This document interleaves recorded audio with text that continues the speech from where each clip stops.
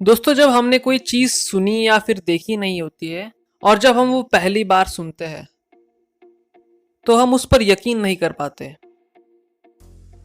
Last month जब मैं solo travel के लिए निकला तो काफी लोगों को, स्पेशली यंगस्टर्स को, विश्वास नहीं हो रहा था कि कोई अकेला भी ट्रैवल कर सकता है।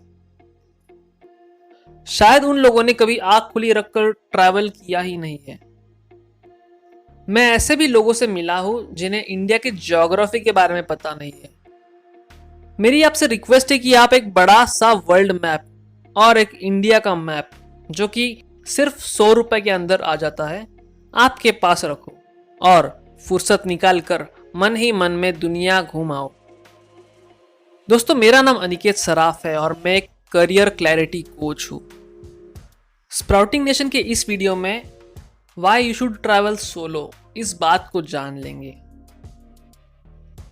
मेरी पहली सोलो ट्रिप के लिए मैं ऑरोविल और पौंडीचेरी एक्सप्लोर करने निकला था।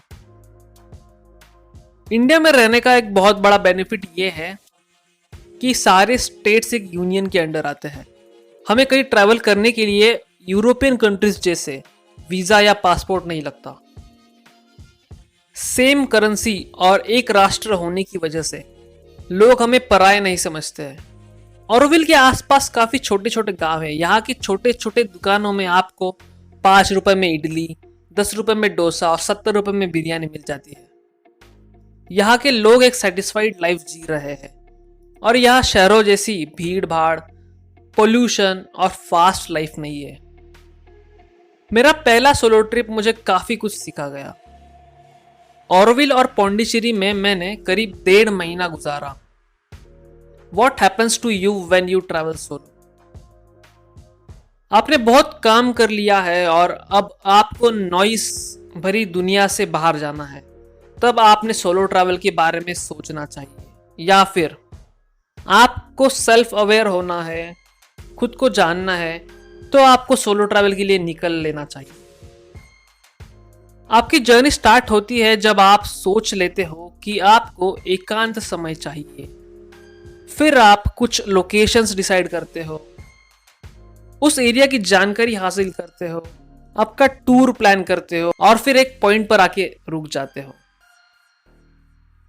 आप भारी समस्या में आते हो, हिचकिचाहट करते हो, क्या इस ट्रिप पर मैंने जाना चाहिए या नहीं। मेरे पहले सोलो ट्रिप का ये टाइम स्पैन करीब 6 महीने का था। फाइनली एक दिन मैंने डिसाइड किया कि जो भी हो, अब आज मुझे अपनी ट्रिप कंफर्म करनी ही है। मैंने तुरंत अपने टिकट्स बुक कर लिए। अब यहां से मेरे पास कोई रिटर्न पॉइंट नहीं बचा। सोलो ट्रैवल का पहला बेनिफिट यह है कि आप एक इंडिपेंडेंट प्लानर और डिसीजन मेकर बनना सीख लेते हो। जैसे जैसे आपका जर्नी डे पास आता है, वैसे आपकी दिल की धड़कन बढ़ती जाती है। वैसे इंटरनेट और यूपीआई ने हमारी लाइफ कई गुना आसान कर दी है। आप पहले ही जान लेते हो कि आपकी ट्रैवल आइटिनरी क्या होने वाली है। आपका पूरा ट्रिप प्लान्ड होता है, शेड्यूल्ड हो जाता है, बुकिंग कंफर्म हो जाता है, जिससे आप भी निश्चिंत हो जाते हो और ज्यादा कैश कैरी करने की अब जरूरत भी नहीं है। इसीलिए सेफ्टी का ये एस्पेक्ट आपकी ट्रिप फुल एंजॉय करने का स्वातंत्र्य देती है। ट्रिप शुरू होते ही आपका फाइनेंशियल मैनेजमेंट का पार्ट काम करना शुरू कर देता है। आप जगह जगह बार्गेनिंग करते हो तो आपके निगोशिएशन स्किल्स भी अनकॉन्शियसली डेवलप हो जाते हैं। अब आप पूरे अकेले हो, कोई भी व्यक्ति आपको पहचानता नहीं।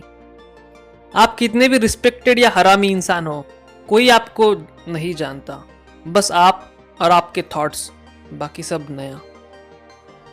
सोलो ट्रैवल जर्नी आपकी थॉट प्रोसेस क्लियर कर देगी। ये आपको सेल्फ अवेयर होने को हेल्प करेगी। जब आप ट्रेन या फिर फ्लाइट से आपके फर्स्ट डेस्टिनेशन पर पहुंचोगे तो आप एक नई रियलिटी एक्सपीरियंस करोगे। अलग लोग, अलग कल्चर, अननोन भाषा, अननोन एरिया। आपका पहला दिन खुद को एक सिक्योर जोन में ले जाने की कोशिश में जाएगा। आप नए लोगों से पहचान बनाने की कोशिश करोगे। कहीं हॉस्टल या फिर होटल में जाओगे और आप आपकी उम्र या फिर आपकी हैबिट्स मैच करने वाले लोगों को ढूंढोगे, उनसे बात करोगे। यहाँ से आप एक नया रिलेशन बिल्ड करना शुरू कर दोगे। एक नए इंसान को थोड़े समय में पूरा समझने की नादान कोशिश करोगे। आने वाले दिनों में कई और लोग आप जोड़ लोगे और फिर एक लिमिट के बाद फिर से अकेला घूमना पसंद करोगे। कई बार इन नए दोस्तों के साथ आपकी इंटेलेक्चुअल क्लैशेस भी होंगी। क्लैशेस इधर आपको उन लोगों के करीब ले जाएगा या फिर दूर। फुर्सत के समय में आप गुजरे दिनों को याद करोगे और खुद की खामियां ढूंढोगे। मेरा जिक्र है कि आप सोलो ट्रैवल में जर्नलिंग जरूर करें, जो आपको लाइफ में काफी क्लैरिटी देगा। हर चीज प्लानिंग से नहीं होती। कई बार आपका प्लान फेल हो जाएगा और आप नए रास्ते खोज करोगे। इंग्लिश में इसे सेरेंडिपिटी कहता है। कहीं आप गुम हो गए और फिर आपने कुछ नई जगह डिस्कवर कर ली, तो आपकी ये पल जिंदगी भर के लिए यादगार बन जाएंगे। सोलो ट्रैवल में सबसे ज्यादा दिक्कत आपका बोझा आपको देगा। ये जब आप खुद एक्सपीरियंस करोगे तो लाइफ में मिनिमल जीने का इंपॉर्टेंस आप समझ जाओगे। आपका सामान, आपका फाइनेंशियल बजट, घर वालों से कांस्टेंट कांटेक्ट, ये सारी चीजें आपको एक रिस्पॉन्सिबल ह्यूमन बना देंगी। आप खुद की कंपनी एंजॉय करना सीख लोगे। सोलो ट्रैवल में आपके पास एक पावर होती है।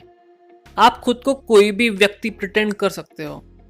किसे पता आप क्या करते हो, आपका बैकग्राउंड क्या है, आप कितना कमा लेते हो। बस ध्यान रहे कि आप किसी को चीट ना करें।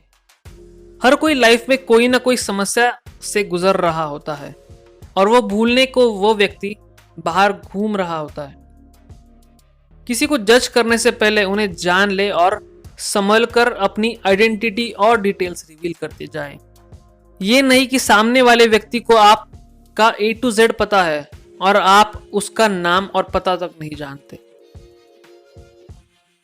आपकी ट्रिप खत्म करके जब आप घर लौटोगे तो आप एक नई जिंदगी की शुरुआत करोगे।